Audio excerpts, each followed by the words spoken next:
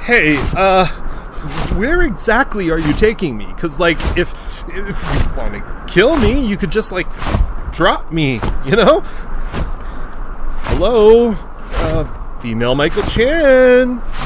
Hey, speaking of which, you're, like, kinda hot. I mean, I'm kinda... No, wait, no. We're kinda... And, like... If you're a female me, and you somehow get your legs back from that falling plane over there and reattach yourself, do you think, like, you and I would ever, like, I don't know, do it? Or, like, would that be too weird? Because it would technically be, like, masturbation, except... Will you just shut up? Yes, Daddy.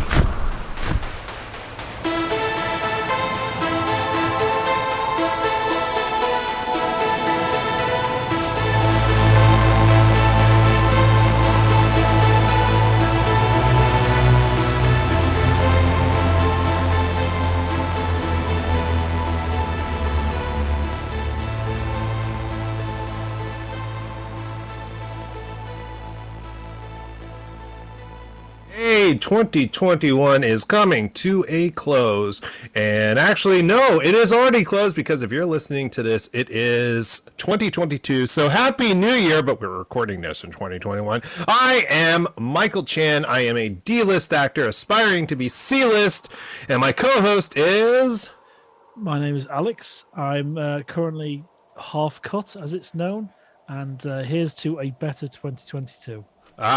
So you have alcohol. Well, I have clearly Canadian sparkling water beverage. It's Orchard Peach. It's a classic over here. And if you didn't know already, this is the Hellbound Podcast. How was your 2021, Michael? Well, it was the worst year of my life and the best year of my life. How about that? Mine was a huge mixed bag for many, many reasons that some of you might know, most of you probably don't. But hopefully 2022 is the year we get our lives back. Yeah, not if the numbers continue the way they do over here. Same here. It's absolutely the same here. One of my best friends, he's a lab tech, and he's been recruited to work in a COVID testing lab because they need scientists. They're overwhelmed. The thing is, we are a horror podcast, and you know, we're supposed to be talking about fictional horror, but the non-fictional horror that is our world, that is our lives right now, it's terrifying. You know, sometimes we find that the real world is actually scarier, more terrifying, more horrifying than the fiction that we put out, you know? Yeah, absolutely. And in a way it makes me sad because, you know, as a huge fan of horror, it's sad for me to think that some of this stuff pales in comparison about what we're going through. Yeah, sure, we don't have monsters, demons, you know. We do have a lot of death, though. Some crazy people out there hurting people. Yeah, we do have some demons. They're wearing suits and they're on television. Fair. I'm talking about like visible, horned fire magic demons. I mean, part of me believes they exist, just not the way we think, but whatever. The point is that until we start truly working together as a society and as a community, I don't think that this horror that we're living in is going to end anytime soon. So my wish for 2022 is that everyone just work together, guys. Start thinking about each other. Stop being selfish. Stop being self-centered. And even if you are, think of it this way.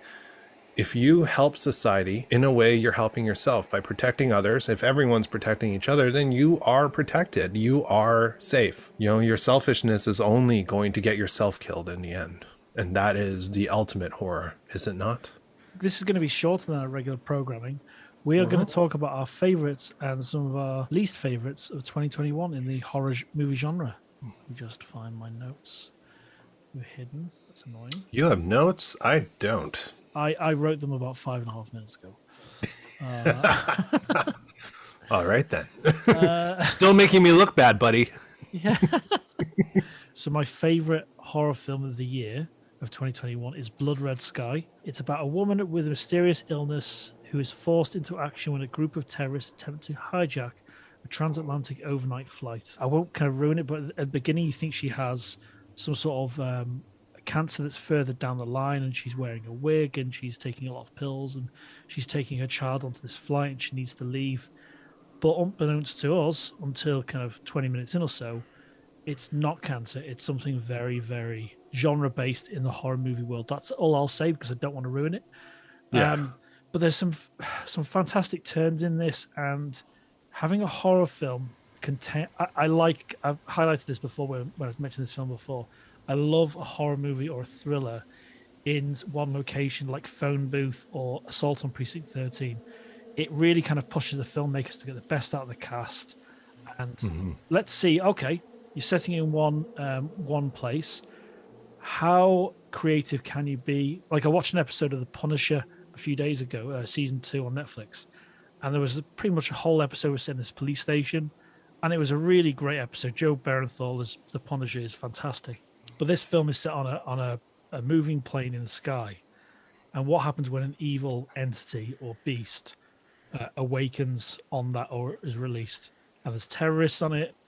It's very, very kind of genre heavy and obvious in parts, but I think it's fantastic. And the theme of motherhood and what you would do for your own child is really strong in this film. And that's something I'd recommend to you, Michael, is how they approach that.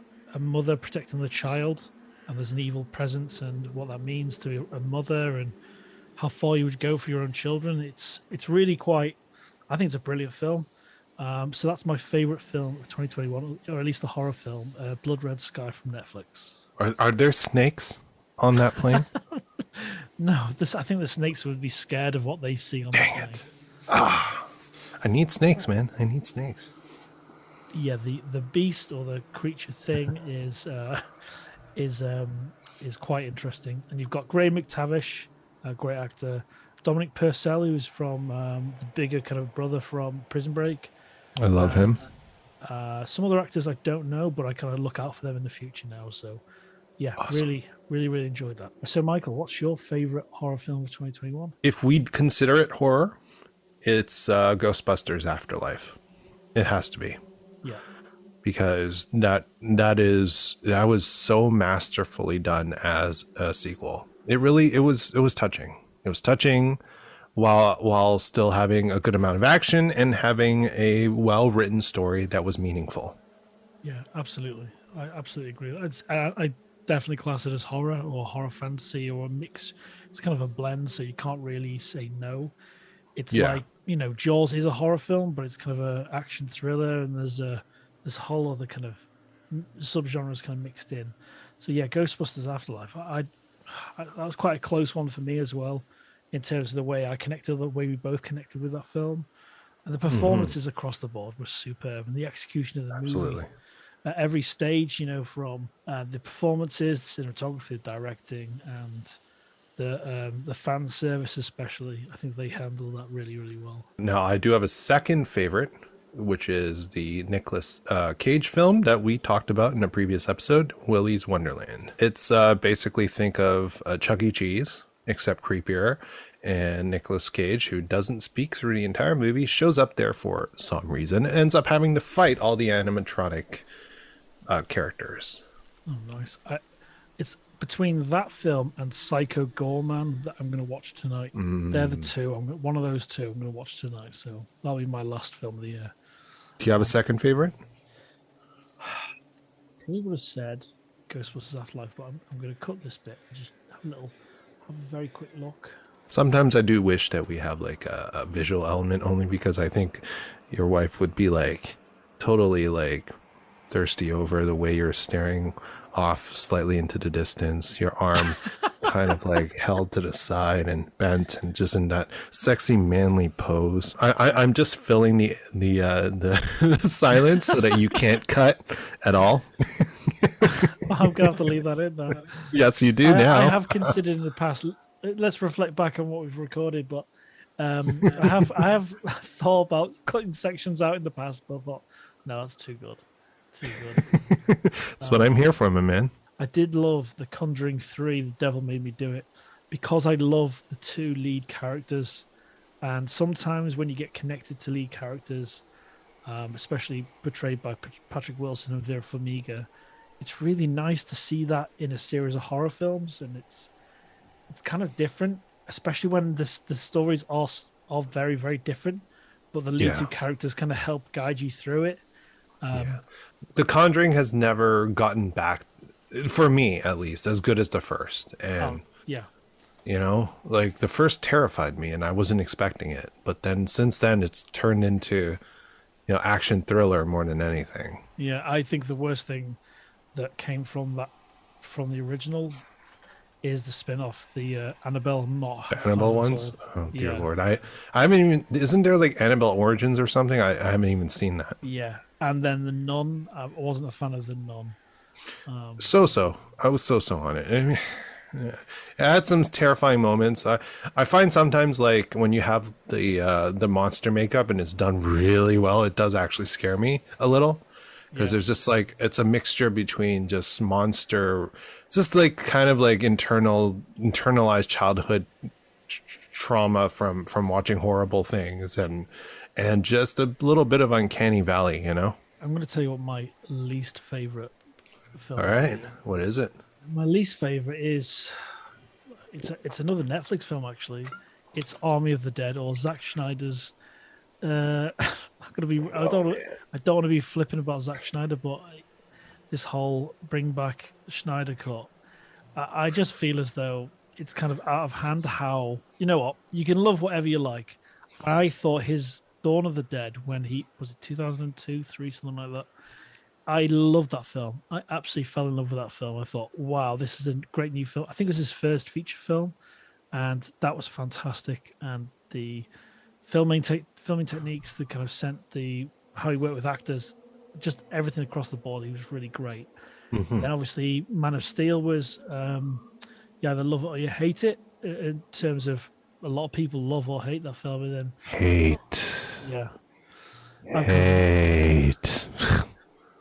And so, when it came to Army of the Dead, it's, how do I best describe it?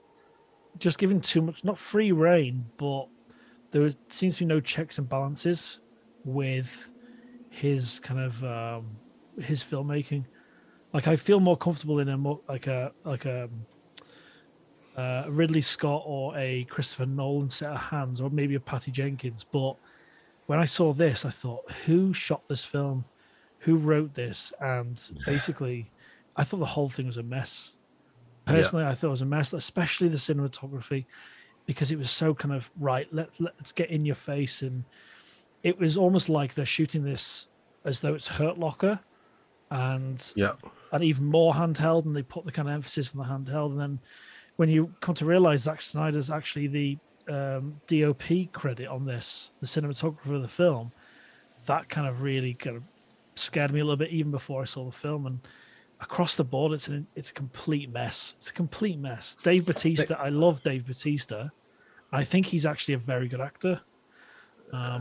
He's only good when he has the roles that are written towards his personality. He doesn't know how to act outside of who he is, which is fine. There's no, it's not a bad thing. Yeah, I've seen him try to do more. And you know, he's learning, but at the end of the day, he's one of those actors who he's really good at a very narrow range of stuff. And when you hit it, he's absolutely phenomenal. I don't know. They wasted him in this one. Yeah. And Just wasted him. Reported budget of this film's what, north of 180 million, something like that, for a Netflix film. And I think one of my biggest problems, and it's my second least favorite horror film of this year. I felt like the way Snyder's thinking now is like everything has to be a multi-movie franchise. He can't just make one.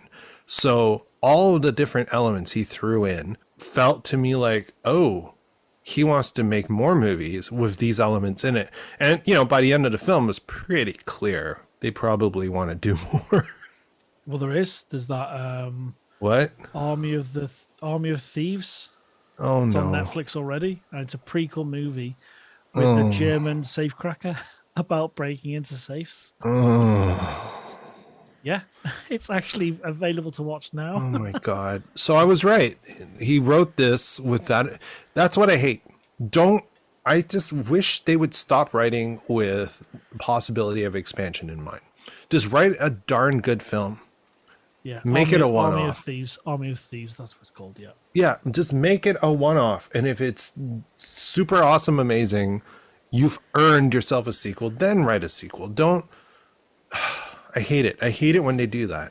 It used to be a trope of late 90s and 2000 films where you'd have a scene at the end that would shine a light on a possible sequel or possible prequel. But like you're saying, they build these movies and they build them in a way where, yeah, we're going to do it.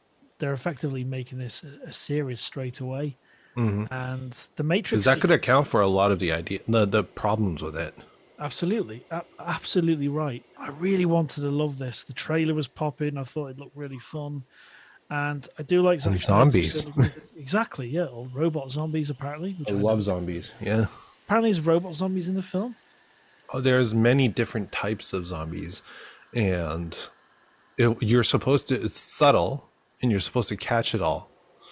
I didn't realize that... I mean, I thought of it, but I didn't realize he actually went ahead with it. But yeah, it's because we're getting more, right? So now they're gonna have to explain all this stuff. Jesus, I want to see some fresh ideas. And speaking of fresh ideas, in 2022, the horror film I really, really want to see. It's only a few weeks away, and that's the new Scream film. Oh, me too. Yeah, I'm super mega. I can't wait. About that. I'm like, yeah, I'm a sucker for Scream. I really kind of enjoy all of them. I think Scream 2 is my favorite. I can't wait for that. That's kind of my anticipated film of next year. Yeah. So my least favorite horror film of this year is Halloween Kills. And it might be a shocker to a lot of people because I know a few people who actually like it, but I thought it was a mess. It was a big disappointment. I wish you could all see what Michael was blowing into then. Okay. I brought that out just for that. Anyways, yeah, it was a bit. I don't know if it works on Zoom. Did you hear the echo? Yeah, was that like a T-Pain thing? Awesome. So, yeah, it was a huge disappointment for me. It's just, it kind of like I felt like it tripped over itself. It tried so hard to take the character in a different direction, to almost make it like a Frankenstein's monster situation with some social commentary, that it got lost. It got majorly lost. And then just... Honestly, I want them to not make another one. Just end. Just stop. It's done. It's done, guys. The last one's next year. Wait, what? It's happening next October. Oh, come on. Halloween Ends. It's actually in the pipe already. Okay. Well, I'm still gonna watch it because I love the Halloween franchise. Is Jamie Lee Curtis in it? Yeah. She is, right? Okay.